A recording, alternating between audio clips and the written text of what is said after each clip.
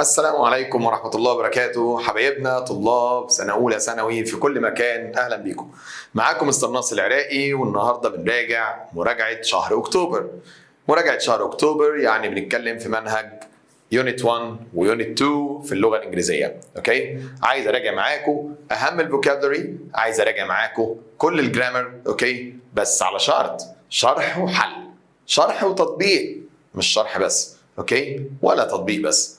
فتركزوا معايا قوي عشان نلم الدنيا كلها في شوية وقت قد كده. اوكي، ركزوا جدا. نقول بسم الله، نتوكل على الله.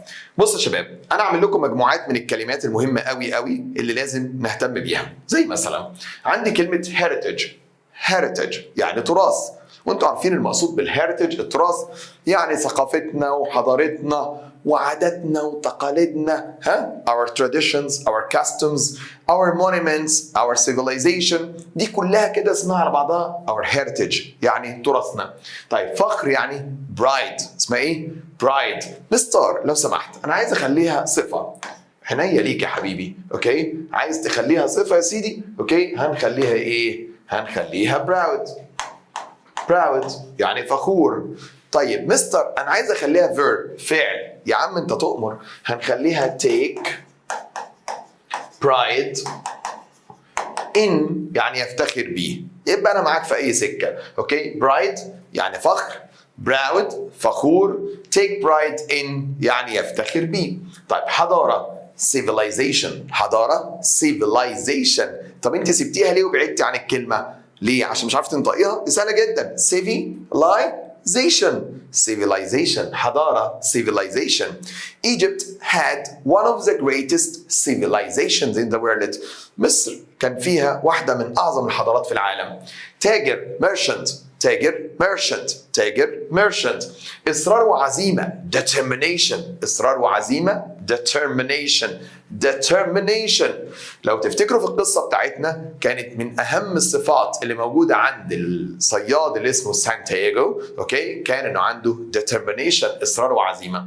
هوية identity، هوية identity. شباب يعني our national identity، هويتنا الوطنية. identity يحفظ preserve، اسمها إيه؟ preserve يعني بقول لك مثلا we must preserve our monuments، لازم نحافظ على الآثار بتاعتنا. preserve. يرمم أو يسترجع restore، اسمها إيه؟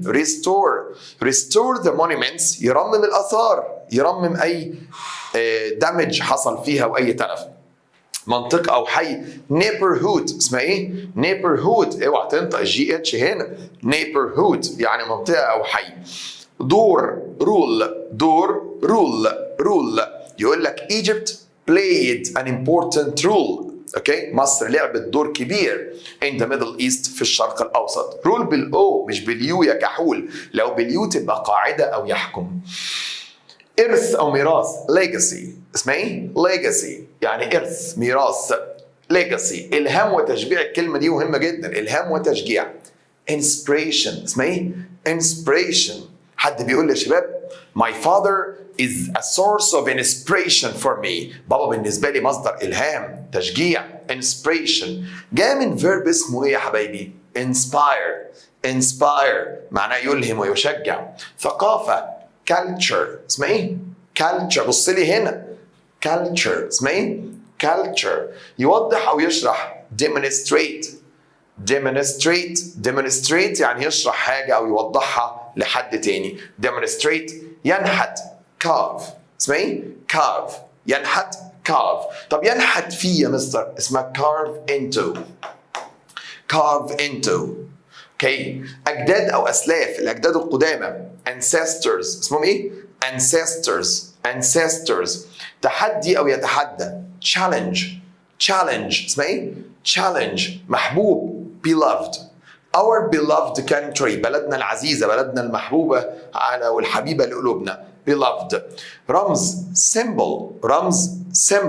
symbol. انسجام وتناغم harmony، اسمها ايه؟ harmony. بيقول لي they live in harmony، عايشين في حالة انسجام، مفيش مشاكل، مفيش خلافات.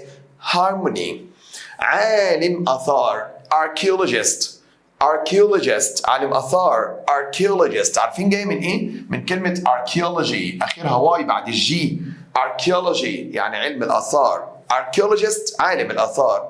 مواطن citizen. مواطن citizen كان بيقول لي every citizen has a role to play. كل مواطن ليه دور يلعبه في المجتمع. تقدم progress. تقدم progress. طب عايز اقول يحقق تقدم اقول make progress. make progress. مدنية أو حضرية urban حاجة تخص المدينة تخص السيتي urban. طب حاجة ريفية تخص الريف تخص الكانتري سايد اسمها rural. يبقى الاثنين دول صفات antonyms عكس بعض. اوكي urban عكسها rural. آثار monuments زي التمبلز المعابد وذا بيراميدز الأهرامات دي من أشهر المونيمنتس في مصر. معرفة knowledge. طب يا مستر عايز اقول يكتسب معرفة باخد لها الفعل gain knowledge. طب كان بيقول لي في اليونت ان مكتبة الاسكندرية مالها gathered جمعت knowledge المعرفة من كل انحاء الايه العالم. ودي اوكي يبقى معرفة اسمها knowledge. امتياز privilege اسمها ايه privilege يعني امتياز حاجة كويسة جدا امتياز خاصية مميزة ليك privilege. قومي أو وطني national اسمها إيه؟ national. طب لو قلت our national heritage يبقى تراثنا القومي. طب لو قلت our national identity هويتنا الوطنية. كده بقى عيش. طيب البردي papyrus اللي هو البردي نبات البردي أو ورق البردي papyrus. حلو قوي. دي مجموعة كلمات من أهم الكلمات أوكي في يونت 1. طيب عايزينها تثبت يا مستر شويه كمان. قال لي يا حبيبي المستر تعالى هو انا اسيبك تعالى نحل عليها يا عم. اوكي تعالى كده ناخد الجمله الاولى. The museum preserves objects.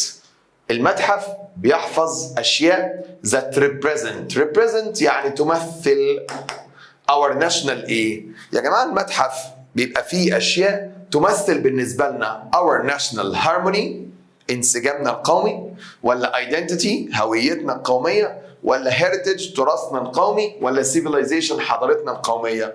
لا ادم قال لي قومي وبيتكلم عن المتحف يبقى ده اسمه تراث قومي our national heritage. يبقى المتحف بيحتفظ بأشياء تمثل تراثنا القومي التراث الآثار والحاجات دي كلها. كويس. his not to achieve his goals his not على تحقيق أهدافه made him successful خلته ناجح despite all challenges. despite يعني بالرغم من كل التحديات. his ايه على تحقيق الأهداف هو اللي خلاه ناجح. إصراره على تحقيق الأهداف his determination إصراره على تحقيق أهدافه هو اللي خلاه ناجح. جميل قوي الكلام. The choir sang in perfect note during the concert. غنوا يا شباب الكورال اللي ورا المطرب غنوا في perfect ايه اثناء الحفله. يبقى كانوا عاملين perfect انسجام كان في تناغم ما بينهم. اوكي كانش في نشاز يبقى harmony. اوكي يعني تناغم وانسجام. It's a great note to study at such a famous university. It's a great ايه انك تدرس في جامعة مشهورة زي دي. امتياز دي حاجة مميزة جدا اسمها privilege. It's a great privilege اوكي ايوه to study at such a famous university انك تدرس في جامعة زي دي privilege بالنسبة لك. Many people in not areas depend on farming for their living. كثير من الناس in not areas depend on بيعتمدوا على farming الزراعة. ايوه يبقى في مناطق ايه يا شباب؟ اكيد في مناطق ريفيه صح؟ اسمها ايه؟ rural. يبقى in rural areas في المناطق الريفيه بيعتمدوا دايما على الزراعه في دخلهم. The government plans الحكومه تخطط to note the old buildings in the city center. الحكومه بتخطط ان هي تعمل ايه في المباني القديمه اللي في وسط البلد. ما هي يا اما تهدها يا اما ترممها صح؟ هنا اللي موجود ايه؟ restore يعني ترممها تصلحها يعني. Okay? Her success story قصة نجاحها was a note to everyone in the company. قصة نجاحها كانت ايه لكل من في الشركة؟ طبعا قصة نجاح بتبقى دايما مصدر إلهام. اوكي، inspiration letter A بتبقى مصدر إلهام لكل حد في الشركة. The dove اللي هي الحمامة is often used as a note of peace. دايما الحمامة يا شباب بتبقى ايه للسلام؟ رمز للسلام. أنهي واحدة في دول رمز بقى؟ harmony, determination, symbol ولا civilization؟ طبعا a symbol of peace بتبقى دايما رمز للسلام. حتى يقول لك حمامة السلام كده اهو. Ancient Egypt is known as مصر القديمة معروف بأنها one of the world's greatest نقط. مصر القديمة معروف بأنها واحدة من أعظم الإيه في العالم. طبعا من أعظم الحضارات في العالم، إن ما كانتش أعظمها على الإطلاق. يبقى civilizations حضارات. traditional clothes، وtraditional يا شباب يعني تقليدي.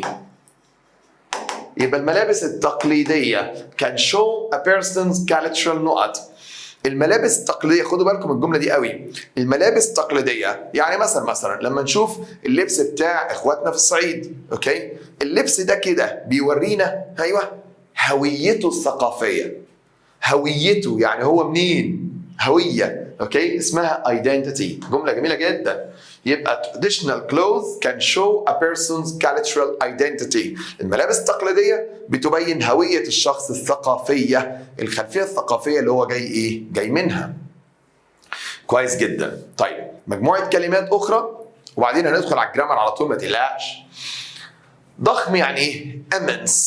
immense لما اقول لك an immense man، رجل ضخم الجثه عريض المنكبين شلولح، اوكي. immense جوهر الشيء. core the core of كذا يعني جوهر الحاجه دي، اساسها يعني، اوكي. يجمع gather.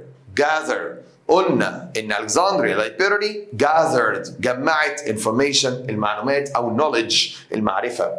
الرموز الهيروغليفيه اسمها hieroglyphs. الرموز الهيروغليفيه والكتابه الهيروغليفيه. يكرم او تكريم honor to honor someone، انك تكرم حد، تديله a medal of honor يعني ميداليه تكريم.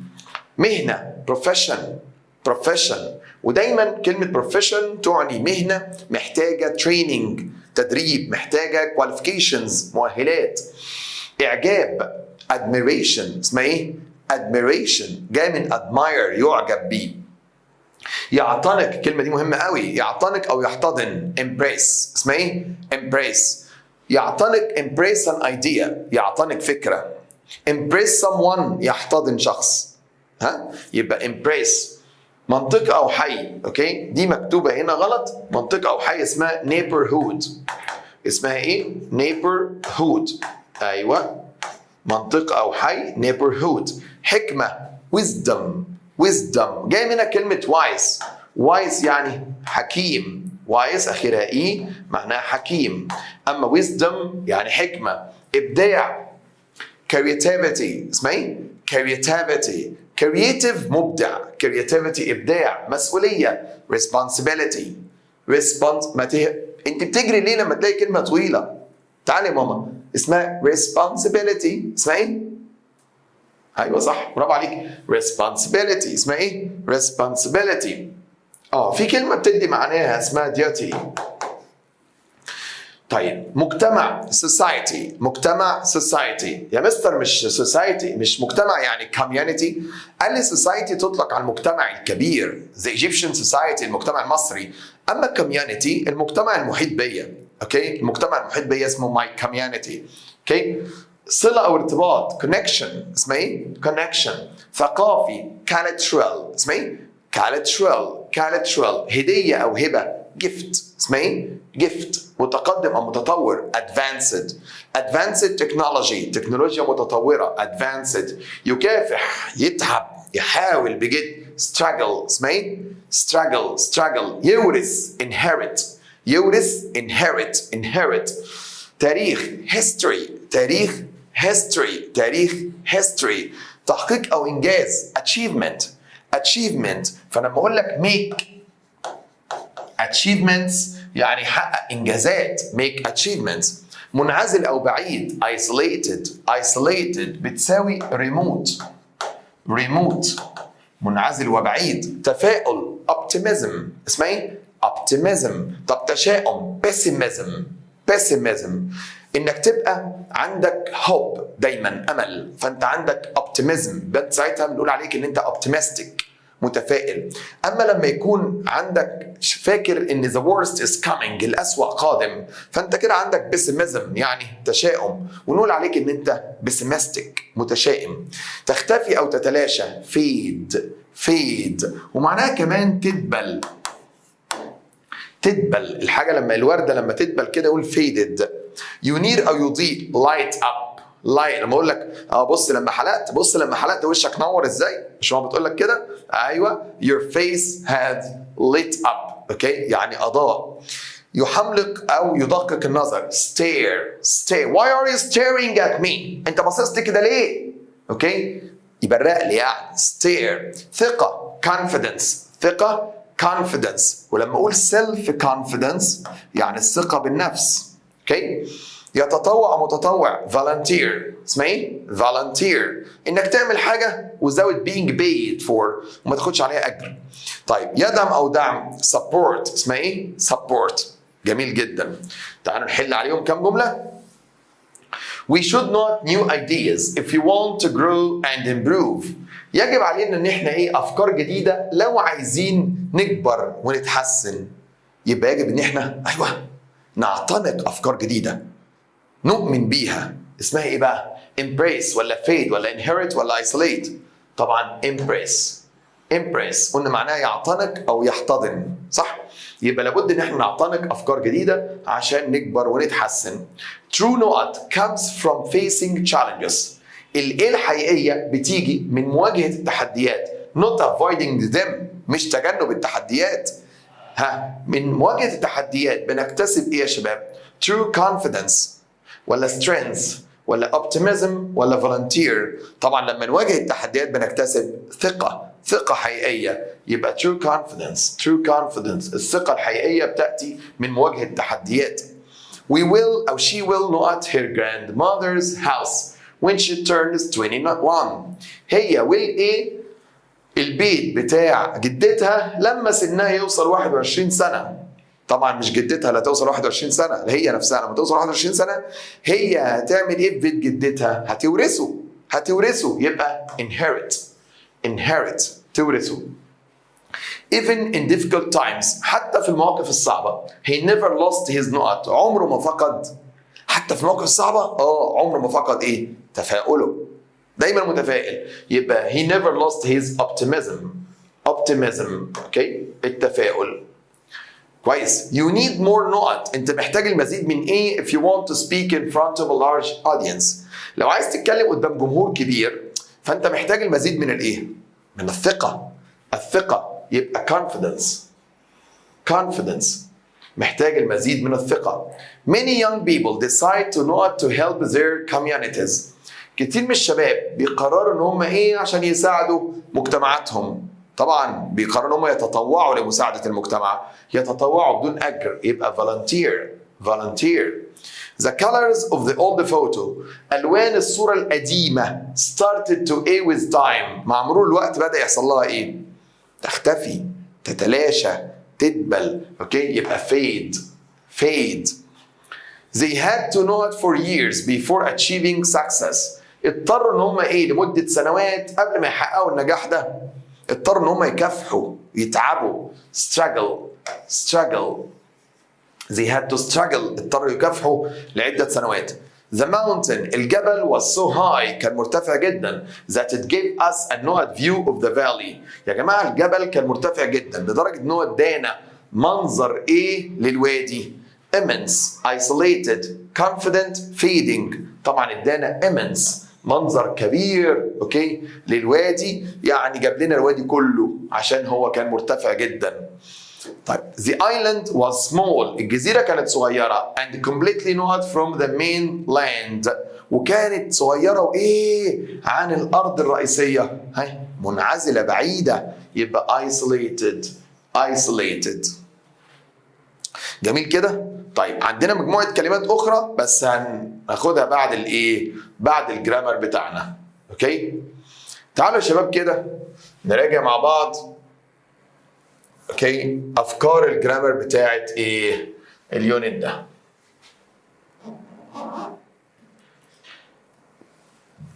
يلا بينا يلا بينا. بص يا عم، عندك كان عندي في يونت 1 كده زمن اسمه الباست سيمبل الماضي البسيط، وزمن تاني اسمه الباست كونتينيوس الماضي المستمر. واحده واحده. الباست سيمبل اللي هو كان عباره عن التصريف الايه التاني للفعل، فعل باضافه دي اي دي اي اي دي، او يكون فعل irregular اوكي غير منتظم في تصريفه، زي باي الماضي منها بوت ده اسمه باست سيمبل، سي الماضي منها سو ده باست سيمبل، جو الماضي منها وينت ده اسمه باست سيمبل، ميك الماضي منها ميد ده اسمه باست سيمبل. يبقى الباست سيمبل يعني تصريف ايه تاني. ده لو الجمله اكتف. يعني ايه يا مستر اكتف؟ يعني بادئه بالفاعل يا حبايبي، معلوم. يعني يقول لك ايه someone stole my money yesterday، في حد سرق فلوسي امبارح. بصوا someone هو اللي سرق، فقلت stole تصريف تاني. طيب امال يا مستر لو باسف مجهول، يعني لو الجمله بادئه بالمفعول، ها لو بدات الجمله دي قلت my money، اقول my money stole برضه؟ ده كده معناها فلوسي سرقت. ينفع؟ تعبيط؟ اوكي لا طبعا. هقول فلوسي اتسرقت سرقت، يبقى اقول my money was stolen. عباره عن was aware والباست participle. يبقى وانا بختار باست سيمبل ماضي بسيط زي اي زمن اخد بالي هو اكتف ولا باسف. الجمله بادئه بالسبجكت بالفاعل ولا بالاوبجكت المفعول. اوكي لو بادئه بالفاعل اختار تصريف تاني، لو بادئه بالمفعول was aware تصريف ايه تالت. طيب كويس. ده زمن الباست سيمبل التكوين بتاعه والشكل بتاعه. امال زمن الباست كونتينيوس الماضي المستمر يا مستر، ماضي مستمر تخيلوا كده هيبقى ايه؟ هيبقى عباره عن was aware والverb بلس ing. ايوه صح هقول كده he was studying. شايفين was studying he was studying all day yesterday، كان بيذاكر طول اليوم امبارح. طيب was aware والverb بلس ing ده لو اكتف، لو الجمله بادئه بالفاعل. طب لو الجمله بادئه بالمفعول اوكي ها زي ايه مثلا؟ زي بيقول لك لانش الغدا، الغدا كان بيطبخ ولا كان بيطبخ؟ بيطبخ. اقوله ازاي الزمن ده في المجهول؟ قال لي was aware being والباست participle. was aware being تصريف ثالث، فبقول الغدا كان بيطبخ لما انا وصلت. lunch was being cooked. يبقى الباست كونتينيوس الماضي المستمر عباره عن was aware والفيرب ing، ولو باسف was aware being والباست participle. كويس قوي. خدوا بالكم يا شباب ان في افعال بنسميها stative verbs. الافعال دي يا جماعه لا تستخدم في الزمن ده خالص. يعني في افعال ما ينفعش احطها في الزمن ده خالص، زي like يحب. اوعى تقول لي he was liking، تقول لي he liked، ما تقولش was liking. استخدمه ماضي بسيط، ما تحطوش ماضي مستمر ابدا. الفعل know، اوعى في يوم من الايام تقول لي she was knowing ما ينفعش. ها ده فعل الثابت ما ينفعش تحط في الاستمرار، فتقول لي نيو الماضي بتاع نو، ما تقوليش was knowing. الفعل تيست بمعنى يبدو. ذا فود ما تقوليش ذا فود was tasting كذا، غلط غلط غلط، قول لي tasted ماضي بسيط، ما تستخدموش ماضي مستمر. يبقى في افعال اسمها اوكي افعال ثابته ما تتحطش في الاستمرار. بصوا دي كده when I met him لما انا قابلته he seemed tired، اوعى تقول لي he was seeming، لان الفعل سيم اللي معناه يبدو اوكي لا يوضع في الايه في الزمن ده خالص. طب ماشي يا مستر، عرفنا تكوين الباست سيمبل وعرفنا تكوين الباست كونتينيوس، جميل جدا. ازاي يا مستر افرق بين الزمنين؟ يعني انا جاي لي جمله في الامتحان خلاص، امتى اختار باست سيمبل وامتى اختار باست كونتينيوس؟ ركزي معايا بقى وركز معايا في الكلام ده قوي. قال لي يا عم عشان نحدد زمن الجمله هو باست سيمبل ولا باست كونتينيوس في كذا طريقه. اول طريقه واول خطوه ان انا ممكن اعرف الزمن من خلال بعض الكلمات. ودي اسهل جمل. يعني مثلا يجيب لي في الجمله yesterday، بس خدوا بالكم يقول لي yesterday بس، ما يقوليش yesterday الساعه 5.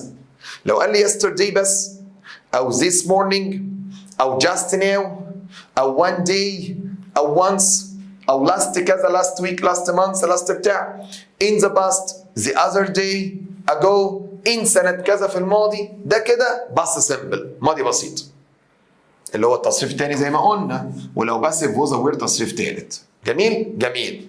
طب لو قال لي بقى yesterday الساعة 5 او قال لي while او قال لي just as او قال لي as اوكي، او قال لي all day طول اليوم، او قال لي at the same time في نفس الوقت، او قال لي من الساعه كذا للساعه كذا امبارح. ده اسمه past continuous، ماضي مستمر.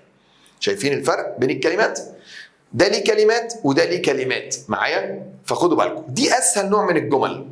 يبقى لو لقيت الجمله فيها يا شباب yesterday هختار past simple، اوكي، just now هختار past simple، in the past هختار past simple، last week هختار past simple. طب لقيت yesterday at 5 لا هختار past continuous. طب لقيت from الساعه كذا للساعه كذا هختار past continuous. لقيت all day هختار past continuous. دي اول حاجه تفرق ما بينهم. طيب تاني حاجه تفرق ما بينهم قال لي استخدامات الزمن. يعني ايه؟ قال لي يعني كل زمن منهم ليه استخدامات معينه. شوف نوع الجمله جايه بتعبر عن انهي استخدام، دول ولا دول. طب قول لي استخداماتهم يا مستر.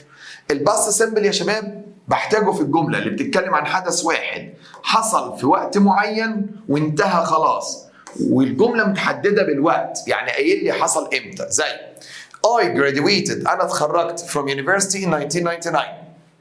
اوكي، انا اتخرجت من الجامعه في سنه 99. حلو الكلام. الجمله دي بتحكي كام حدث؟ حدث واحد. حصل ولا بيحصل ولا هيحصل؟ حصل خلاص. طب حددت وقته؟ قلت في سنه 99 بس. ده زمن باست سيمبل ملوش دعوه بالباست كونتينيوس خالص. يبقى حدث واحد حصل في الماضي في وقت معين وانتهى ومتحدد وقته. اوكي؟ طيب او احداث متتاليه، يعني احداث حصلت ورا بعضها بدون فارق زمني كبير. يعني first عملت كذا وسكند عملت كذا، اوكي، او then عملت كذا. احداث متتاليه زي ايه؟ I got up early، صحيت بدري، washed استحميت، dressed لبست، and went to work ورحت شغلي. شايفين؟ 1 2 3 4 4 افعال كلهم باست سيمبل. عارفين ليه؟ لان دي احداث متتاليه حصلت ورا بعضها. I got up early washed dressed went هكذا. طيب ده الاستخدام الثاني. طب الاستخدام الثالث وده مهم قوي، habits عادات كانت بتحصل في الماضي وانتهت. لما تحب تكلمني عن حاجه كنت متعود تعملها زمان ودلوقتي لا، استخدم باست سيمبل مش باست كونتينيوس. ها، يعني تقول لي I always met. شايفين met؟ باست سيمبل. انا كنت دايما بقابل صحابي when I was on holiday، لما كنت في اجازه. يبقى دي كده كانت حاجه معتاده في الماضي بس دلوقتي ما بقتش تحصل. يبقى كم استخدام الباست سيمبل؟ 3. حدث واحد حصل في الماضي ومتحدد وقته، او احداث متتاليه حصلت ورا بعضها، او عادات كانت تحصل في الماضي وانتهت. حضرتك او حضرتك لو لقيت اي استخدام من دول في الجمله استخدم باست سيمبل. طيب نروح للزمن الثاني باست كونتينيوس. قال لي لا، ده حاجات مختلفه. ايه؟ حدث كان مستمر في وقت معين. كان مستمر، يعني عايز اقول لك في الوقت اللي انت كلمتني فيه ايوه انا كنت نايم. كنت نايم يعني كنت مستمر في النوم. زي ايه مثلا؟ I was reading a book at that time. في الوقت ده انا كنت بقرا كتاب. كنت بقراه يعني كنت مستمر في القراءه. ده اسمه ماضي مستمر، حدث كان مستمر. او حدثين يا شباب، حدث كان مستمر والتاني قطعه. بصوا بقى، اللي كان مستمر ماضي مستمر. طب واللي قطع يا مستر؟ ماضي بسيط. يعني حدث كان مستمر ده بيبقى ماضي مستمر، جه حدث ثاني وقطعه اثر عليه يبقى باست سيمبل ماضي بسيط. يقول لك he was watching the film، كان بيتفرج على الفيلم، ده ماضي مستمر. when light لما النور went out انطفى وقطع، ده ماضي بسيط. يبقى حدث كان مستمر يبقى ماضي مستمر، واللي قطعه يبقى ماضي بسيط. او حدثين كانوا مستمرين في نفس الوقت من غير ما يأثروا على بعض. هو كان نايم وهي كانت بتطبخ الأكل. بصوا، في الوقت اللي هو كان نايم فيه هي كانت بتطبخ. حدثين كانوا مستمرين في نفس الوقت، مفيش واحد قطع التاني، صح؟ كده اهو كانوا مستمرين في نفس الوقت، الاتنين باست كونتينيوس ماضي مستمر. يبقى الماضي البسيط ليه استخدامات مختلفة خالص عن الماضي الايه؟ مستمر، مفيش حتى تشابه يا جماعة. طيب كلام جميل. تعالوا انتوا بقى بشطارتكم كده تحددوا لي الجمل ديت تتحل بأنهي زمن فيهم. يلا بينا يلا بينا اهو. أول جملة This film not on TV 3 months ago. الفيلم ده يا شباب عرض في التلفزيون منذ 3 شهور. ايه ده؟ ده حدث واحد حصل في الماضي ايوه ومتحدد وقته 3 months ago من 3 شهور. يبقى ده باست سيمبل يا مستر، ماضي بسيط. برافو عليكي. فين الماضي بسيط في دول؟ هاز؟ لا طبعا. هاد؟ لا طبعا. في 2 showed was shown. showed was shown. اوكي الاثنين دول بس سمبل. ايه الفرق؟ اكتف وايه؟ وباسف. شباب الفيلم عرض ولا الفيلم عرض؟ عرض. الفيلم ده المفعول اللي عرض يبقى was shown. يبقى اول حاجه حددت الزمن، قلت بس سمبل عشان حدث واحد حصل في الماضي ومتحدد وقته. تاني حاجه حددت اكتف ولا باسف، طلع باسف يبقى was shown. الجمله الثانيه he didn't hear me when I said hello. ما سمعنيش لما قلت له ازيك. طب ليه؟ because he not to music. ايه رايكم؟ هو ليه ما سمعنيش لما قلت له ازيك؟ عشان سمع ميوزك ولا كان بيسمع؟ كان بيسمع ميوزك يعني كان مستمر، صح؟ يبقى اقول was listening. was listening كان بيسمع ميوزك عشان كده ما سمعنيش لما قلت له ازيك. حدث كان مستمر. كويس. نمبر 3 they turned and not when they saw us coming. شفت يا عم؟ شفت؟ اهم لفوا وجريوا لما شافوني. لفوا وجريوا لما شافوني. لفوا وجريوا لفوا وجريوا لفوا وجريوا احداث متتاليه. لفوا وجريوا يبقى they turned and ماضي بسيط برضه ran. turned and ran لفوا وجريوا احداث متتاليه حصلت ورا بعضها بتبقى بس simple. جميل. she not so fast when her car crashed into a tree. هي نقط بسرعه جدا لما عربيتها خيشت في الشجره. وانا عايز اقول لكل واحده بتسوق، كل واحده بتسوق بالله عليكي خدي بالك وانت بتسوقي، عشان يا جماعه يعني سواقه البنات والسيدات حاجه بصراحه جميله جدا. She not so fast when her car crashed. هي ايه بسرعه كبيره لما عربيتها خيشت في الشجره. ساقت بسرعه كبيره لما عربيتها خيشت في الشجره ولا كانت بتسوق؟ كانت بتسوق بسرعه كبيره ساعتها، كانت بتسوق، كانت مستمره. يبقى was driving. was driving. was driving. اوكي؟ لو واحده يا جماعه جايه بتركن في شارع، الشارع كله بيقف، المنطقه كلها بتقف عشان واحده بتركن. اوكي؟ فيا ريتني بندي لحد بتاع الباركينج ولا حاجه هو يركن، الله يبارك لك. طيب يبقى كانت سايقه بسرعه جدا لما العربيه ايه؟ خبطت في الشجره. We can't go home by bus. مش هينفع نروح بالباص. The last bus اصل اخر باص not 30 seconds ago. اخر باص مشي منذ ثواني قليله. حدث حصل في الماضي ومحدد وقته يبقى باص simple left. يبقى the last bus left. اوكي 30 seconds ago. طيب الجمله رقم 6 ندى نقط when I rang the doorbell. ندى نقط لما انا رنيت جرس الباب. I felt sorry for waking her up. الله زعلت قوي ان انا صحيتها. يبقى ندى ايه لما انا رنيت جرس الباب؟ نامت لما انا رنيت الجرس؟ يعني اول ما رنيت الجرس راحت نايمه ولا كانت نايمه فانا زعلت ان انا صحيتها؟ كانت نايمه يبقى اقول was sleeping. يبقى ندى was sleeping كانت نايمه لما انا رنيت الجرس وزعلت قوي ان انا صحيتها. كده متهيألي فهمنا الفرق بين الزمنين. طيب تعالوا بقى نشوف القواعد الخاصه بالازمنه ديت. شباب انا عندي الجدول ده فيه اهم قواعد الباست كونتينيوس الماضي المستمر. ركزي معايا وركز معايا. while وas وجاست as ده مبدئيا كده بسم الله الرحمن الرحيم. while وas just as دول معناهم بينما او اثناء. بينما او اثناء. بعديهم جمله الباست كونتينيوس ماضي مستمر حدث كان مستمر. اوكي طب والجمله الثانيه قال لي ماضي مستمر برضه ده امتى؟ لو الحدثين كانوا مستمرين مع بعض مفيش واحد منهم قطع التاني ولا اثر عليه. حدثان استمرا دون تقاطع. يبقى ساعتها while و just as بعديهم past continuous الاثنين past continuous. while I was sleeping اثناء ما كنت نايم my sister was helping mom. اختي كانت بتساعد ماما. انا كنت نايم واختي بتساعد ماما في نفس الوقت مفيش تقاطع ما بيننا يبقى الاثنين past continuous. طيب القاعدة الثانية while و as just as ده هم مستر بس المرة دي بعديهم past continuous والفعل الثاني past simple ماضي بسيط. ده امتى؟ لو الثاني ده أثر على الأولاني قطع وأثر عليه بيقول لك الحدث الثاني قطع الحدث الإيه؟ الأول. زي while I was sleeping أثناء ما كنت نايم هتلاقي في حدث قصير حصل. I heard a loud cry سمعت صرخة. بصوا كده وأنا نايم أثناء ما كنت نايم بعد إذنكم سمعت صرخة، حدث كان مستمر والتاني طرأ ايه عليه. I heard، فده كان ماضي مستمر وده باست سيمبل ماضي ايه بسيط. قلنا اللي بيقطع ده بيبقى باست سيمبل. طيب القاعدة الثالثة قال لي ممكن وايل تيجي بدون فاعل، بدون فاعل وساعتها بعديها الفيرب بلس اي ان جي. ايه ده؟ يعني ممكن نقول وايل كوكينج؟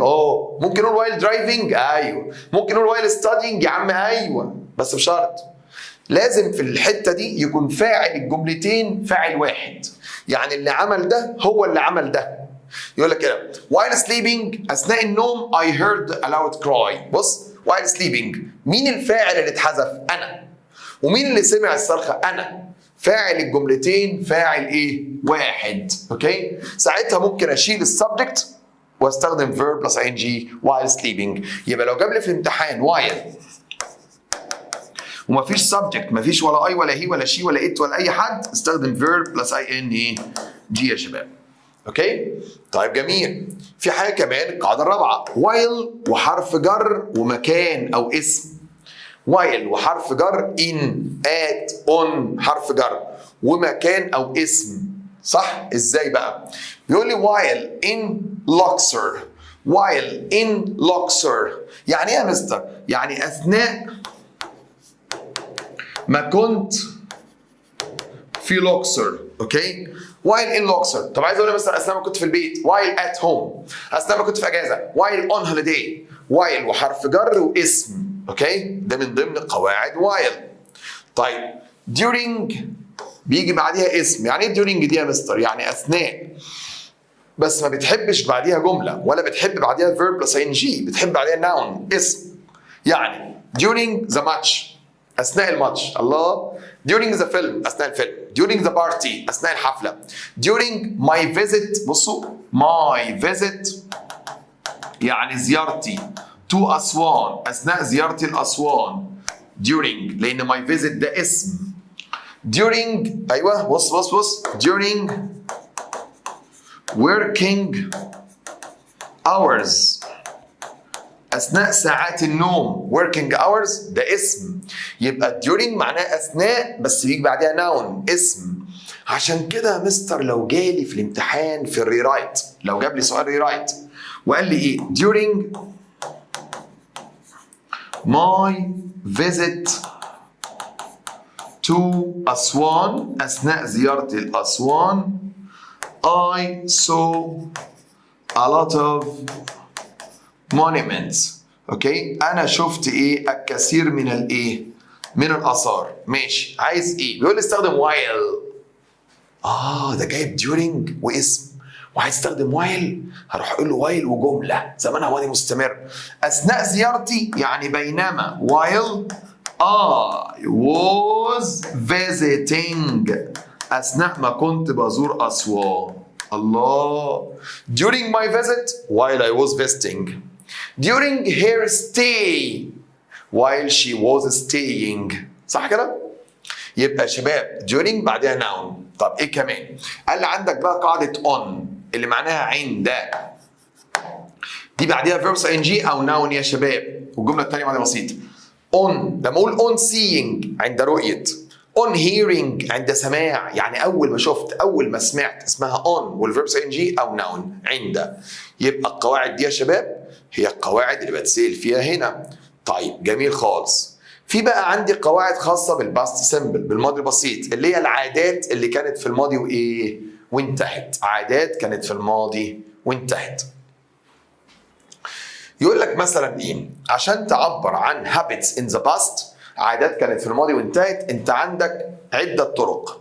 عادات كانت في الماضي وانتهت، ركزي معايا. بص زي إيه مثلا؟ السبجكت واستخدم كلمة تشير إلى إن دي كانت إيه؟ عادات. زي always usually، وساعتها بستخدم زمن الباست سيمبل لان اتفقنا ان هو بيعبر عن habits. صح؟ السبجكت always او usually والفعل ماضي بسيط. دي كده عادات كانت في الماضي وانتهت. او السبجكت الفاعل برضو no longer، ونو longer يا شباب معناها لم يعد. بالمصري ما بقاش، فلان ما بقاش يعمل كذا. طب no longer يا مستر بتحتاج زمن ايه؟ البريزنت سيمبل المضارع البسيط. يعني اقول لك كده he always slept early بتساوي he no longer sleeps early. ايه ده الاتنين متساويين؟ الاتنين بيعبروا عن دي كانت habit in the past، عادات كانت في الماضي وانتهت. طيب الطريقة الثالثة ان استخدم السبجكت الفاعل used to والinfinitive. used to المصدر. used to والinfinitive قاعدة معروفة بتعبر عن عادات كانت في الماضي وانتهت. يعني بدل ما اقول he always slept early وبدل ما اقول he no longer sleeps early هقول he used to sleep early. he used to sleep early when he was young. جميل؟ عارفين لو عايز اكمل اقول ايه؟ اقول but now he doesn't، ولكن الان هو لا يفعل ذلك. يبقى للتعبير عن habits in the past عادات كانت في الماضي وانتهت، الفاعل always او usually ماضي بسيط، الفاعل no longer مضارع بسيط، الفاعل used to infinitive، وبكملها بقول but now الفاعل don't او doesn't. طيب في حالة واحدة مش هقول يا شباب but now الفاعل don't او doesn't، هقول but now الفاعل am او is او are not. مش هقول don't او doesn't، هقول am او is or not. امتى؟ لو المصدر اللي بعد used to ده be. لو المصدر ده هو كلمة be يبقى هنا هقول في الآخر but now الفاعل am أو is أو are not. زي إيه؟ بصوا كده he used to be late. used to be late but now he isn't. ما أقولش doesn't but now he isn't. اوكي جميل. ايه كمان يا مستر بيعبر عن habits in the past عادات كانت في الماضي؟ الفاعل don't او doesn't والمصدر، بس على شرط هستخدم معاها كلمة any مش no. any longer في الآخر كده أو any more. ايه ده هتدي نفس المعنى بالمينلي اهو he doesn't sleep early any longer. هو ما بينامش بدري خلاص. يبقى كان متعود ينام بدري ودلوقتي ما بيعملش ده، يبقى ساعتها don't و doesn't والinfinitive هستخدم any longer او any more. طب ايه كمان؟ it was his habit to الinfinitive، يعني كان من عادته انه يعمل كذا. it was his habit to sleep early، كان من عادته يتخمد بدري.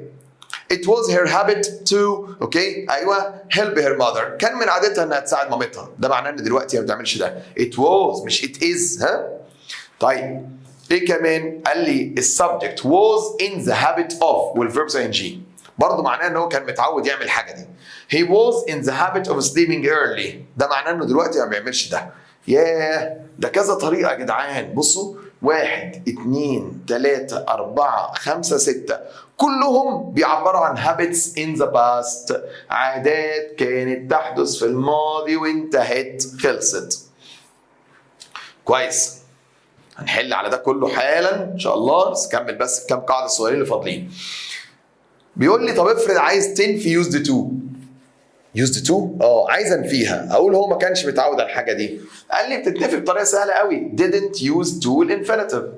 الله ازاي يعني؟ اهو I didn't use ها شيل الدي بقى. I didn't use to drink tea، ما كنتش متعود اشرب شاي. علي didn't use to work so hard، ما كانش متعود انه يشتغل بجد كده. بس خدوا بالكم في طريقه ثانيه. في طريقه ثانيه ممكن استخدم الفاعل برضو السبجكت never بدل didn't، بس never استخدم بعديها used to كامله، ما تشيلش حرف الدي. used to والانفينيتيف. يبقى ايه الفرق بين نفي used to ب didn't والنفي ب never؟ قال لي مع didn't use to، اما مع never used to.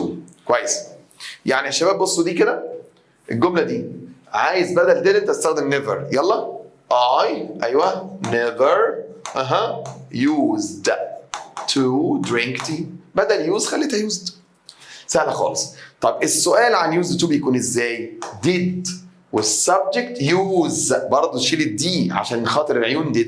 did والفاعل used to والانفينيتيف. زي دي did he use to stay up late؟ did he use to، يبقى لما اسال بديد بحذف حرف الدي من use.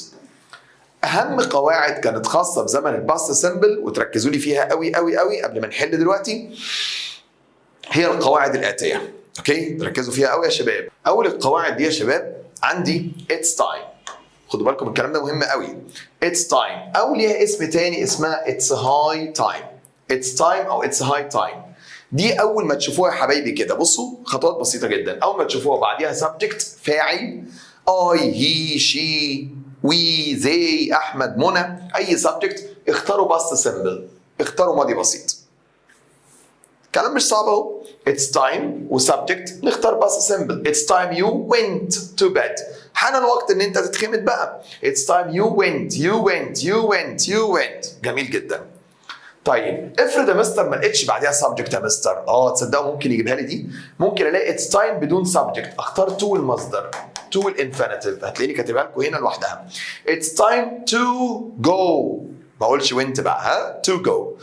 يبقى it's time وسبجكت past simple، بدون subject يبقى to الانفينيتيف. طيب العباره اللي بعدها I'd rather. I'd rather معناه افضل. برضه لو لقينا بعديها subject اختار past simple، ماضي بسيط. ازاي؟ اهو I'd rather I ادي السبجكت bought this car. افضل ان انا اشتري العربيه ديت. I'd rather I bought. طب افرض يا مستر ما لقيتش subject. I'd rather بدون subject بتاخد infinitive مصدر بدون to. I'd rather buy this car. جميل؟ يبقى it's time وسبجكت past simple. It's time بدون subject to الانفينيتيف. I'd rather وسبجكت past simple. I'd rather بدون subject infinitive. I wish لو لقيته بعدها subject I wish يعني اتمنى، لو بقيت بعدها subject اختار past simple ماضي بسيط زيهم كده اهو. I wish I had، ما تقولش have بقى، ها؟ I had a bigger car. طب افرض يا مستر ما لقيتش بعدها subject بناخد to الانفينيتيف، to المصدر. كويس. طب the last time يعني ايه the last time؟ يعني اخر مره. بعديها subject برضه بنختار past simple. The last time I traveled abroad was 5 years ago. يبقى العبارات دي يا شباب بعديها subject ثم past simple زي ما انتم شايفين. طيب جميل قوي. كويس. يجي هنا ملاحظات مهمة جدا، اوكي؟ خدوا بالكم قوي من الملاحظات اللي جاية دي. I'd rather قلنا بدون subject لسه قايلين infinitive مصدر. طب I'd rather وسبجكت لسه قايلين past simple. طب I'd rather او I wish وسبجكت بس في كلمة تشيل للماضي، يعني في كلمة yesterday last week، ها؟ اوعى تستخدم ماضي بسيط ساعتها، استخدم past perfect. هاد والتصريف الثالث. خدوا بالكم اللي بقوله ده، الحتة دي مش عندكم في التو يونتس دول، ها؟ بس عشان لو حد سألكم فيها.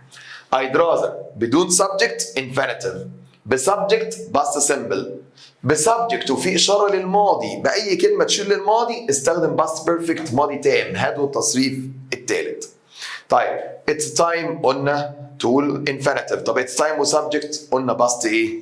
simple يا شباب. تيجوا بقى نحل على الجرامر ده كلاته كده. ركزوا بقى معايا قوي في اكسرسايز من كتب مختلفه، خدوا بالكم. وفي اكسرسايز من امتحانات سابقه كمان هوريكم دلوقتي. From 9 من الساعة 9 to 12 للساعة 12 الجمعة اللي فاتت I know at an important meeting. أنا كنت بحضر اجتماع مهم. بص من 9 ل 12 كنت بحضر. زمن إيه ده؟ past continuous ماضي مستمر. يبقى I was attending أهي.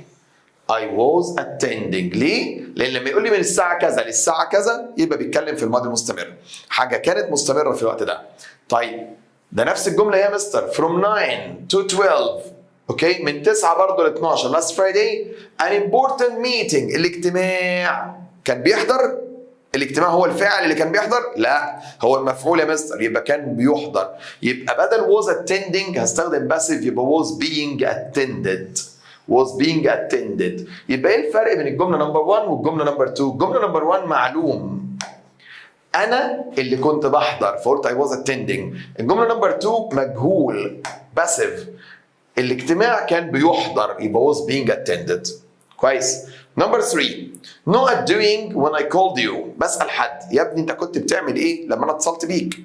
not doing كنت بتعمل إيه؟ إيه الحاجة اللي كنت بتعملها؟ كنت مستمر في عملها. يبقى what were you doing؟ what were you doing؟ ماذا كنت تفعل؟ بص were doing اوكي ماضي مستمر بسألك على الحاجة اللي كنت مستمر فيها. طيب نمبر 4 not doing homework when I called you. بسألك ايه ده انت كنت بتعمل الهوم ورك لما انا اتصلت بيك؟ هل كنت بتعمل هوم ورك؟ برضه نفس الزمن were you doing were you doing اوكي هل كنت بتعمل هوم ورك لما انا اتصلت بيك؟ كويس. من اول هنا دي جمل امتحانات سابقة يا شباب. I know at my room when مريم came to see me. أنا إيه أوضتي لما مريم جت تزورني. So she offered to help me. لذلك مريم عرضت ان هي تساعدني. يبقى انا كنت عملت الاوضه ولا كنت بعملها؟ كنت بقى ايه؟ بنظف الاوضه. يبقى I was decorating. كنت بنظف الاوضه لما مريم جت، لذلك هي عرضت ان هي تساعدني. يبقى انا كنت مستمر، صح؟ يبقى I was decorating. طيب اللي بعدها on seeing the fire. لسه قايلين من شويه on يعني عند رؤيه الحريق. the man not the fire brigade. اوكي، الراجل استدعى المطافي. طبعا يا شباب on والverb ing يبقى الجمله الثانيه ماضي بسيط. يبقى the man called استدعى على الفور. احداث متتاليه. نمبر 7 while ده احنا خدنا لها كذا حاجه. while دي يا مستر نشوف في فاعل ولا مفيش. ايه ده مفيش subject. قلنا while بدون subject بعديها الverb plus ing. while not the experiment احمد fell and injured his hand. وقع واصاب ايديه. while اقول was doing ولا doing؟ طبعا يا شباب while بدون subject بدون فاعل يبقى الverb ing. يبقى while doing. خدوا بالكم من دي جدا جدا. طيب نمبر 8 I knocked out of the boat when I dropped my camera. انا ايه بره المركب او من المركب كده لما الكاميرا وقعت. يبقى انا كنت مميل من الكاميرا. كنت مميل حدث كان مستمر. I was leaning out of the boat. lean out of يعني مميل من. انا كنت مميل من المركب لما الكاميرا وقعت. I was leaning. طيب اللي بعده نقط she was a little girl she wanted to be an actress. نقط هي كانت بنت صغيرة، طفلة صغيرة كانت عايزة تبقى ممثلة. before قبل ما هي كانت طفلة صغيرة؟ لا. after بعد ما كانت طفلة صغيرة؟ لا. عندما كانت طفلة صغيرة؟ صح. when she was a little girl. حد يقول لي طب ليه ما اخدش on بعديها؟ يا verb plus ing يا noun. اوكي، وهنا مفيش الكلام ده. يبقى when she was a little girl. نقط my sleep. شايفين الجمال والحلاوة؟ my sleep ده noun اسم. نقط my sleep نقط نومي I had a nightmare جالي كابوس. اسم يا شباب. مين في دول بعديها noun؟ during. أثناء نومي جالي كابوس. كويس قوي. طب أسألكم سؤال. during my sleep تعرفوا تخلوها while؟ أقول while I was sleeping، صح؟ أو while sleeping. ها؟ إنما during بعدها اسم أهو my sleep. The police arrested him. الشرطة قبضت عليه as أخت while as he not the scene of the crime. أيوه، أثناء ما هو طبعا as while و just as بعديهم جملة ماضي مستمر. He was leaving. أثناء ما كان بيغادر مسرح الجريمة. When Maryam was young لما مريم كانت صغيرة she used to نقط. used to الانفينيتيف والمصدر يبقى used to live.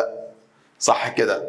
تعرفوا يا شباب ان used to لو سبقت هنا بverb to be اللي هو am أو is أو are أو grow أو get أو become، عارفين يجي بعدها used to ساعتها ايه؟ بعد used to ساعتها بيجي verb plus ing. لو سبقت بفعل من الافعال ديت يجي بعد used to verbs ing. انما هنا used to والانفينيتيف على طول live. on نقط the monkey. on دي يا مستر انت قلت بعديها يا verbs ing يا noun، صح؟ اهي on seeing the monkey عند رؤية المونكي. اوكي.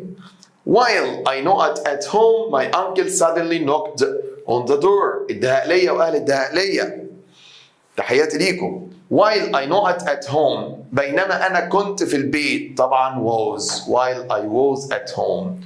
حد يقول لي ليه يا مستر ما قلتش was being؟ أقول لحضرتك في أول خالص لما شرحنا قلنا إن في أفعال stative ثابتة ما بتتحطش في الزمن المستمر ده، من ضمنها verb to be. اسمه was ما اسموش was being. اوكي؟ يبقى دي كده غلط. while I was at home. طب تعرفوا تشيلوا الفاعل من الجملة دي؟ بدل while I was at home أقول while at home على طول. مش قلنا ينفع while وحرف جر واسم؟ صح. while at home كانت تنفع. while not the baby was laughing to the doctor. while not. اوكي. ايه ده while ده مفيش فاعل يا مستر؟ while بدون فاعل بعديها الverb plus ing. examining معايا. was لا ده مش verbs ing ده. being ده معايا being اهو verbs ing اهو. اوكي. examined لا ده مش معايا. طب ايه ده انا اتبقى لي 2. while examining ولا being examined؟ عارفين الفرق بين الاثنين؟ اقول لكم. ده اكتف، ده معلوم لو بتكلم عن الفاعل اثناء ما كان بيفحص. اما ده باسيف مجهول اثناء ما كان بيفحص. اثناء ما كان بيفحص ولا اثناء ما كان بيفحص البيبي كان بيضحك للدكتور. يبقى بيتكلم عن البيبي. البيبي كان بيفحص، هو اللي كان بيفحص ولا بيفحص؟ بيفحص. يبقى وايل هنا بعديها فيرب ان جي بس مبني للايه؟ للمجهول. يبقى اقول while being examined. while being examined بينما او اثناء ما كان بيفحص. جمله جميله جدا. يبقى while بدون فاعل بعديها يا اما الفيرب بلس اي ان جي يا اما being والتصريف الايه؟ الثالث. طبعا هنا باسيف يبقى being والتصريف الثالث. طيب نمبر 16 while not I was staying in another room. بينما ايه؟ انا كنت قاعد في غرفه ثانيه. while my room was being decorated. صح. ليه؟ while بعديها جمله ماضي مستمر وده مبني المجهول. my room was being decorated. صح، هي دي. انما my room was decorating اوضتي هي اللي كانت بتزين، لا طبعا ما تنفعش. not Alex I met my friend by chance. خد بالك بقى ما تبقاش كحول. not Alex. حد يقول لي during يا مستر عشان during بعدها اسم. حلو الكلام، انا متفق معاك. during بعدها اسم فعلا. ينفع اقول during Alex اثناء اسكندريه؟ لا طبعا مش حاجه اسمها اثناء اسكندريه، فمعلش during بره المعنى مش ماشي. طب while Alex هو while يجي بعدها اسم؟ لا طبعا غلط. طب while in صح، while وحرف جر واسم. while in Alex يعني اثناء ما كنت في اسكندريه. while وحرف جر واسم. while in Alex هي دي الصح. while وحرف جر وايه؟ واسم. طيب الغربيه واهل الغربيه. I didn't hear the telephone. ما سمعتش تليفون. not I was having a shower. لاني كنت باخد شاور. لان اسمها since. since يعني لان ليها معنيين، معنى منذ ومعنى لان. دي سهله خالص. انا ما سمعتش تليفون لاني I was having a shower. since I was having a shower. not working hours. بص اللعب بقى وخد بالك. working hours يعني ساعات العمل. ده اسم noun، يبقى اختار مين في دول؟ ايوه صح during. لان during بعدها اسم. working hours ده اسم.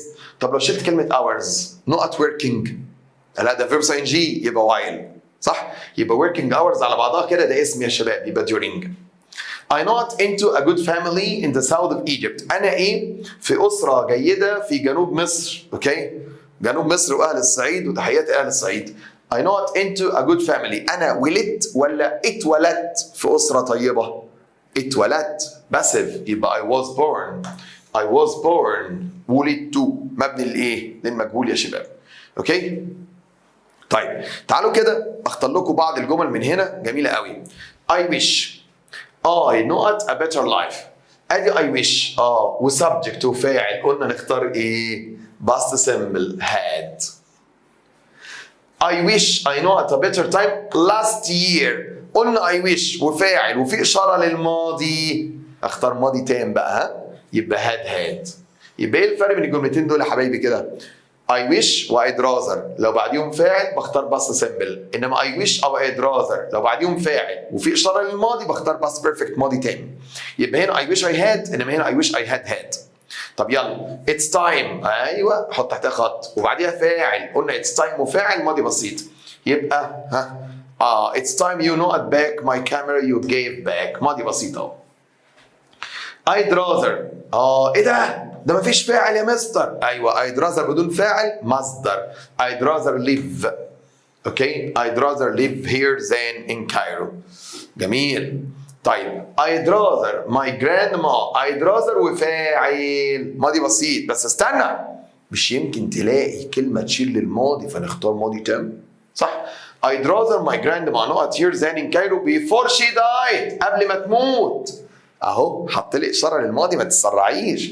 يبقى I'd rather وفاعل وفي اشاره للماضي يبقى ماضي تام يبقى had lived. رقية always not to her first school on foot. رقية كانت دايما بتروح مدرستها الأولانية. عادات كانت في الماضي أهو. always كانت دايما. عادات كانت في الماضي ماضي بسيط يا مستر يبقى went. every day I know at my uncle when he was ill لما كان عيان. every day كل يوم كنت بزوره. عادات كانت في الماضي وخلص مستر ماضي بسيط visited. not touching the hot pan not لمس الطاسة السخنة. سما cried in pain سما صرخت في ألم. أول ما عند لمس يبقى on وبعديها الفيرب بلس ing. كده يا شباب شفنا جمل متنوعة وأفكار حلوة قوي قوي قوي أوكي على الجرامر ده. بصوا معايا كده جملة ترانسليشن من امتحانات سابقة برضو. ترجمة ترجمة. تعتبر السياحة البيئية مصدرا مباشرا من مصادر الدخل القومي. السياحة البيئية اسمها ايكو توريزم. تعتبر is considered ايكو توريزم اهي is considered كويس جدا جدا اوكي. تعتبر ايه؟ مصدرا مباشرا a direct source a direct source a direct source indirect. لا indirect يعني غير مباشر فلتر دي خرجت خلاص اوكي. طيب a direct source of ايه بقى؟ اوكي من مصادر الدخل القومي of international. لا احنا خدنا قومي يعني national مش international فلتر ايه كمان طارت of national income صح كده in Egypt ماشي جميل. فمصر تمتلك كثير من الأماكن الطبيعية المعزولة as Egypt has plenty of isolated صح كده. natural ولا artificial؟ طبيعية natural يبقى artificial غلط يبقى الصح يا شباب هي letter C. بنحل الترجمة بأسلوب محترم كده. طيب مما لا شك فيه أن للتلوث آثار سيئة على البيئة. مما لا شك فيه اسمها doubtless. ايوه التلوث pollution ولا pollution صح. has ايوه صح. nice effects لا طبعا بيقول لك اثار سيئه يا عم الحاج سيئه bad ايوه bad. effects بالاي ولا affection؟ لا effects بالاي effects في اتنين طار وخلاص. on the environment كويس. weather معايا كلمة سواء اسمها weather كده لا دي معناها طقس فدي غلط يبقى الصح weather التانية ديت يبقى letter D هي الصح.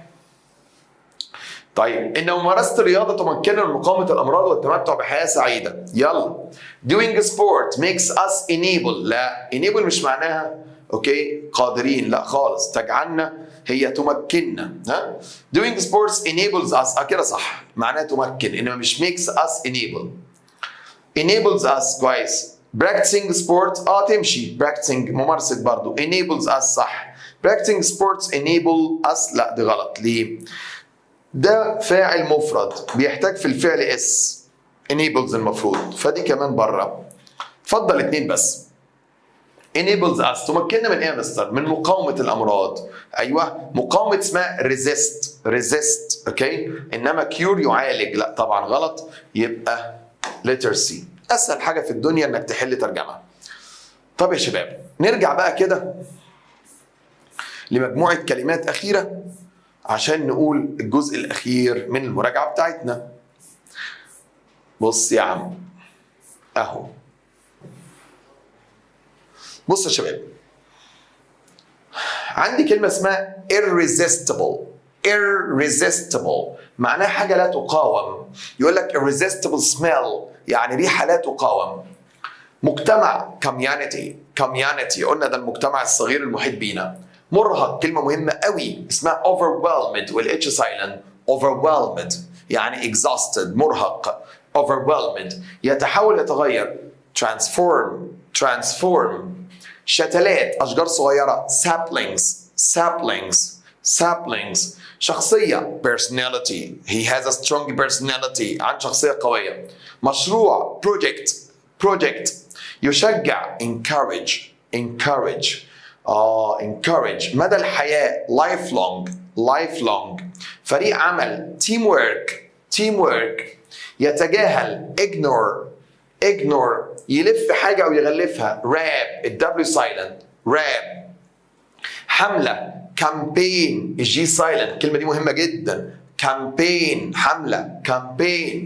بالطابق العلوي upstairs وعكسها downstairs. صراع conflict إيجابي positive طب سلبي negative. مر أو لاذع bitter بالآي مش بالإي. درجة أو تقدير grade grade good grade درجة حلوة. يمنع prevent. حالة الطوارئ emergency. التزام إلزام إلزام مش التزام obligation. يتعاون cooperate. طب تعاون cooperation. يتنفس breathe. طب لو شلت الاي وحطيت ing بقت breathing التنفس. مالية financial.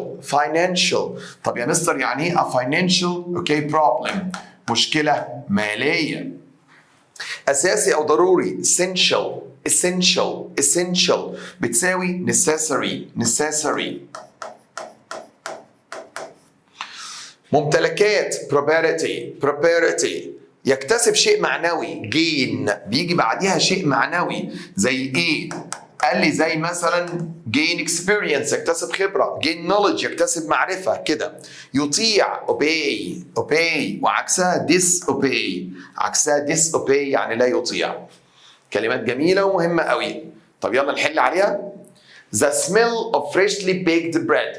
يا شباب ريحة الخبز اللي لسه مخبوز حالا الطازة was simply كان ايه؟ الريحة كانت ايه؟ كانت لا تقاوم بصراحة. irresistible لا تقاوم. She felt not by the amount of work من كمية الشغل اللي كانت وراها. هي حاسة ان هي ايه؟ مرهقة جدا.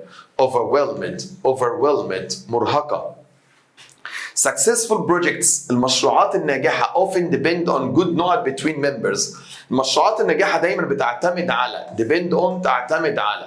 بتعتمد على good ايه بين أعضائها. طبعا العمل الجماعي والتعاون اسمها teamwork. The charity والcharity مؤسسة خيرية. المؤسسة الخيرية started a new note to help poor families. بدأت ايه لمساعدة العائلات الفقيرة؟ طبعا بدأت حملة campaign حملة. If we all know it together we can finish the job faster. لو احنا كلنا ايه مع بعضنا هنخلص المهمة دي أسرع. لو احنا تعاوننا مع بعضنا صح؟ If we all cooperate يتعاون. The company is having some problems this year. يا جماعة الشركة فيها شوية مشاكل ايه الأيام دي أو السنة دي؟ مشاكل مالية financial مالية. You can not a lot of experience by joining this program. يمكنك ايه خبرة كتير بالالتحاق بالبرنامج ده. طبعا تكتسب خبرة يبقى gain وبتيجي مع شيء معنوي زي ما قلنا. Try to stay not even when things don't go as planned. حاول تفضل ايه حتى لو الامور مش ماشية زي ما انت خططت لها. حاول تخليك ايجابي دايما يبقى positive ايجابي. Education has the power. يا جماعة التعليم ليه القوة اللي تخليه يعمل ايه في حياة الناس. طبعا يحول ويغير يبقى transform. Everyone in the north helped rebuild the damaged houses. كل واحد في الايه ساعدوا في إعادة بناء البيوت المهدمة. طبعا كل واحد في المجتمع في المنطقة يبقى community. جميل جدا جدا. كده افتكرنا يا شباب اوكي كل الكلمات المهمة اللي احنا عايزينها. وكمان اتكلمنا في جرامر يونت 1. فاضل لنا بس ايه جرامر يونت 2 وده كان جرامر سهل بإذن الله خالص. تعالوا كده حبايبي اهو. الجرامر بتاع يونت 2 يا شباب كان بيتكلم في بعض اللغويات كده زي اسلوب النصيحة مثلا. قلنا لما اجي انصح حد عارفين يعني ايه انصحك او اقترح عليك. يعني عايز اقول لك ان دي حاجة تبقى كويسة قوي لو انت عملتها بس لو ما عملتهاش مفيش مشكلة يعني بس هي تبقى حاجة حلوة لو انت عملتها. انصحك ازاي واقترح عليك ازاي؟ قال لي بستخدم السبجكت الفاعل should معروفة معناه يجب للنصيحة او اختها ought to. يا should يا ought to. ولاحظوا ان ought هي اللي بتاخد to should ما بتاخدش. وبعدين الانفينيتيف اوكي. فاقول لك مثلا كده بص you should take exercise يعني بنصحك انك تعمل شوية تمارين اوكي. you ought to apply for the job بنصحك انك تتقدم للوظيفة دي. you ought to apply. you should travel by plane بنصحك انك تسافر بالطيارة لانها اسرع. بص نصيحة مجرد بقترح عليك. طيب جميل جدا. مستر هي النصيحة ما تنفعش إلا بالطريقة دي؟ لا لا، ده في طرق كتير. زي إيه بقى؟ بص، بدل ما أقول لك you should والinfinitive أقول لك كده if I were you I would والinfinitive. يعني لو كنت مكانك كنت هعمل كذا. يعني بدل ما أقول لك you should take exercise هقول لك if I were you I would take exercise. نفس الطريقة؟ نصيحة برضو أو اقتراح. طب في طريقة تانية قال لي أيوة it's advisable it is advisable من المستحب to والinfinitive. فبدل ما أقول لك you should take exercise يجي لي في الامتحان ويقول لي يلا rewrite ها، يقول لي ابدأ ب it is أقول له it's advisable to take exercise. طيب it's تاني it's desirable نفس المعنى على فكرة it's desirable to take exercise. دي طريقة أخرى. طب إيه كمان؟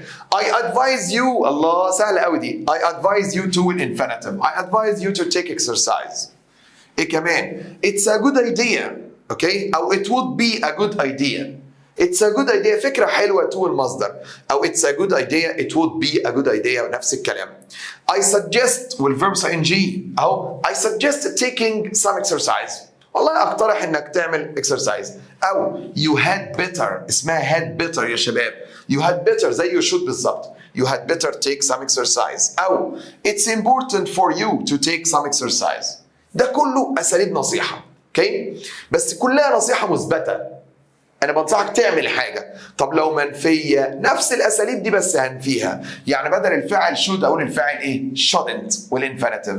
بدل ought to أقول الفعل oughtn't to ought not to يعني ها. وبرضه الباقي يتنفي أهو. بدل you had better أقول you had better not. بدل it's advisable اسمها it's inadvisable يعني غير مستحب إنك تعمل الحاجة دي. طيب بدل I suggest والverb ing I suggest not والverb ing. بدل I advise you to والمصدر I advise you not to والمصدر. بص كلهم بيتنفوا. بدل if I were you I would أقول I wouldn't. بدل it's a good idea أو it's a good thing أقول لك it's not a good thing. يبقى النصيحة يا شباب في نصيحة مثبتة ونصيحة إيه؟ منفية. أوكي؟ دي أساليب النصيحة والاقتراح.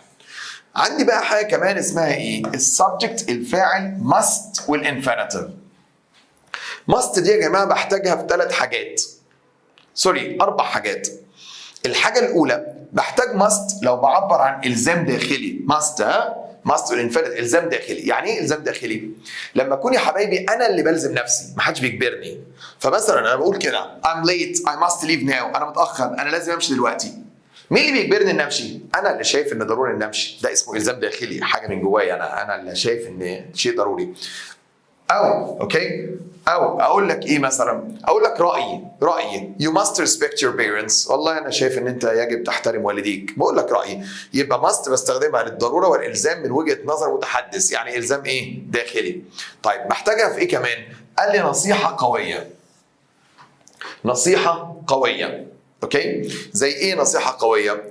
لما مثلا الدكتور ينصحني ان اخد الدواء في ميعاده. مش هيقول لي يشود على فكره، هيقول لي يو ماست. لانها نصيحه قويه لان ده شيء ضروري يتعمل. اوكي؟ زي قواعد الصحه العامه والشخصيه وكده. اوكي؟ يقول لك ايه؟ يو ماست obey فين اهو you must obey school rules. بنصحك نصيحه قويه انك تطيع قواعد الايه المدرسه. اوكي you must stop smoking it's destroying your health. يا ابني التدخين بيدمر صحتك لازم توقف تدخين. ده بنصحك نصيحه قويه. اوكي كذلك القوانين العامه. القوانين صيغه القانون العام يقول لك ايه you must pay your taxes. انت لازم تدفع الضرائب. ده قانون عام يا شباب قانون عام. يبقى must احتجتها الزام داخلي أنا اللي بلزم نفسي I must أو we must كذا. نصيحة قوية you must والمصدر بنصحك نصيحة قوية أو قوانين عامة. طيب بستخدم must في حاجة جميلة قوي كمان لو عايز أعمل warm invitation دعوة حارة بعزم على حد يعني بقول لك you must come around and see us. أنت لازم تبقى تيجي تزورنا تاني. أنا كده بعزم عليك. you must eat with me tonight. أنت لازم تاكل لقمة معايا الليلة دي. أنا كده بعزم عليك. أوكي طيب كلام جميل. أمال يا مستر have to وhas to والمصدر قال لي لا ده يا شباب have to الفاعل have to او الفاعل has to والمصدر ده الزام خارجي بقى. لما تكون حاجه انا مضطر اعملها مش مزاجي. مضطر ازاي يعني؟ we have to go to school today. احنا لازم هنروح المدرسه النهارده. ممكن نكون احنا مش حابين نروح بس مجبرين نروح. مجبرين نروح. اوكي. طيب it's necessary. طريقة أخرى للتعبير عن الضرورة. it's necessary to المصدر. أو it's a، لو قال لي it's a ما أقولوش necessary، أقول له it's a necessity. a necessity to المصدر. يبقى بصوا كل دي تعبيرات عن الضرورة. خلاص. لو إلزام داخلي must to المصدر. لو إلزام خارجي يعني rules، يعني حاجة غصب عني أنا مضطر أعملها، بستخدم have to أو has to. ممكن أعبر عن الإلزام والضرورة دي بإيه كمان؟ it's necessary. it's وصفة اسمها necessary يعني من الضروري to المصدر. أو it's a، لو قال لي ما أقولوش necessary، اسم a necessity to المصدر. أو it's a برضو أقول له a must to المصدر. it's a must يعني إنه شيء ضروري. اوكي. يبقى it's necessary، it's a necessity، it's a must. اوكي. كويس خالص. طيب للسؤال عن الضرورة، عايز أسأل حد هو احنا لازم نعمل كذا؟ أقول له do you have to. do you have to والمصدر. شباب لو ضرورة في الماضي يعني بتكلم عن حاجة الأسبوع اللي فات امبارح كده، ينفع استخدم must أو have to؟ لا، ولا دي ينفعوا. أمال had بالعقل كده had to أو needed to والانفينيتيف. had to أو needed to والانفينيتيف. فبقول لك مثلا we had to take a taxi yesterday. احنا اضطرينا ناخد تاكسي امبارح. بص امبارح، فقلت had had to والانفينيتيف. had to والانفينيتيف. طيب كلام جميل خالص. امال mustn't دي يا مستر؟ mustn't قال لي لا، mustn't دي يا شباب ليها 3 استخدامات اللي قدامنا دول. prohibition منع. mustn't والمصدر يبقى انا بقول لك ان الشيء ده ممنوع، ما تعملوش، اوعى تعمل كذا. you mustn't park your car here, it's forbidden. حضرتك ما ينفعش تركن هنا، ده شيء ممنوع. forbidden يعني ممنوع. اوكي. ده شيء prohibited ممنوع، ده شيء banned ممنوع. يبقى you mustn't ده اسمه منع prohibition. او warning تحذير، لو بحذرك من حاجه خطر فبقول لك you mustn't touch an infected bird. اوعى تلمس طائر يكون مصاب لان ده شيء خطر، ده اسمه تحذير warning. او strong advice نصيحه قويه، بقول لك اوعى تعمل كذا لان ده غلط. you mustn't waste your time. اوعى تضيع وقتك لان ده غلط، ده اسمه نصيحه قويه. يبقى اي حاجه غلط اقول لك you mustn't do it. لو حاجه ممنوعه او حاجه خطيره او حاجه غلط فبنصحك ما تعملهاش. you mustn't bark, you mustn't touch, you mustn't waste. اوكي. طيب تعالوا نشوف يا شباب جمل من امتحانات سابقه ونركز جدا بالله عليكم. ندى has got a message from her family. ندى اوكي has got حصلت على رساله من اسرتها. she not reply soon or they will start to worry. هي لازم ضروري ان هي ترد بسرعه والا هيقلقوا عليها. يلا mustn't لا يجب انها ترد، لا طبعا. doesn't have to معناها مش لازم ترد، لا طبعا انا بقول لك لازم ترد عشان هيقلقوا عليها كده. had to طب ايه اللي جاب الماضي؟ لا طبعا يبقى needs to. needs to زي has to بالظبط، يعني يجب وضروري ان هي ترد. اوكي. she needs to reply محتاجه ترد يعني ضروري انها ترد والا هيقلقوا عليها. you not use your phone while you are driving. it's dangerous. ايوه بقى ده حاجه خطيره يبقى اوعى تعملها. منع وتحذير. يبقى you mustn't use your phone. اوعى تستخدم التليفون وانت سايق، ده خطير. يبقى ده اسمه warning تحذير. you not to smoke while you are using any kind of public transport. you not to smoke انك تدخن اثناء ما انت بتستخدم اي نوع من وسائل المواصلات. حاجه دي كويسه تعملها؟ لا طبعا ما تعملهاش، مش مسموح لك. you allow it لا طبعا انت مش مسموح لك اصلا. you aren't allowed to المصدر صح. you aren't allowed يعني you aren't allowed يعني انت مش مسموح لك تعمل الحاجه دي، اسمها you aren't allowed to والانفينيتيف. you not buy a pen I lend you one. يا عمي انت ايه تشتري قلم، انا هسلفك قلم. يبقى لازم ولا مش لازم؟ مش لازم. يبقى اقول لك you have to ولا don't have to؟ don't have to انت مش لازم تعمل ده. have غلط. needn't لا داعي صح. don't have to صح يعني مش لازم لان انا هسلفك قلم. يبقى الصح هي letter D. اوكي. A و B B و C الاثنين صح. you needn't يعني مفيش داعي. you don't have to يعني مش لازم مش ضروري تشتري قلم لان انا هسلفك. جميل. They not eat that bread. It's green. لما اقول على البريد العيش انه green يعني متعفن. And has a bad smell وريحته وحشه كمان. يبقى اوعى ان هم ياكلوا العيش ده. يبقى they mustn't. Warning تحذير من حاجه خطر. It's illegal يعني شيء غير قانوني. To break the law انك تخالف القانون. We all not obey it. احنا كلنا نطيع القانون. احنا كلنا يجب ان نطيع القانون. يبقى must. اوكي ضرورة. We must obey it. سيد not his friend yesterday. كلام في الماضي. Now it's too late. دلوقتي اتأخر قوي. المفروض ان هو كان يتصل بصاحبه امبارح. بصوا بقى يا شباب. هنا اسمها ايه؟ اسمها لوم او عتاب على حاجه في الماضي، صح؟ مش كنا بنتكلم في الماضي؟ لما احب اقول ان فلان كان يجب عليه يعمل كذا في الماضي، اوعى تستخدم should والمصدر. should والمصدر نصيحه لحاجه لسه هتحصل. انما لو حاجه في الماضي وبلومك بستخدم should او shouldn't have والتصريف الثالث. should او shouldn't have والpast participle. فبقول لك سيد should have called. عارفين معناها ايه؟ كان يجب عليه انه يتصل بصاحبه امبارح، بس دلوقتي الوقت اتاخر. يبقى كان يجب اللي هو لوم، بلومك يا اخي كان يجب عليك تعمل كذا، اسمها should او shouldn't have والتصريف الثالث. He not at the little girl. She was so scared. اهو نفس الكلام. بصوا هو زعق للبنت الصغيره دي، كانت مرعوبه يا عيني. يبقى كان يجب ولا ما كانش يجب؟ ما كانش يجب في الماضي. يبقى shouldn't have تصريف ثالث. يبقى shouldn't have shouted. يبقى يا شباب الجملتين دول نمبر 7 و8 بيتكلموا على لوم على حاجه في الماضي. استخدمت should have تصريف ثالث، ولو نفي shouldn't have تصريف ثالث. كان يجب وما كانش يجب. You not park your car here. It's forbidden. حضرتك ده ممنوع هنا. يبقى انت ممنوع. يبقى mustn't. At the sports club في النادي الرياضي everyone not wear flat shoes. الكل لازم يرتدي حذاء رياضي. اوكي؟ ده الزام داخلي ولا خارجي؟ خارجي، لان دي قواعد النادي. يبقى الكل ملزم انه يعمل الحكايه دي. يبقى has to. Everyone has to. It's a نقط.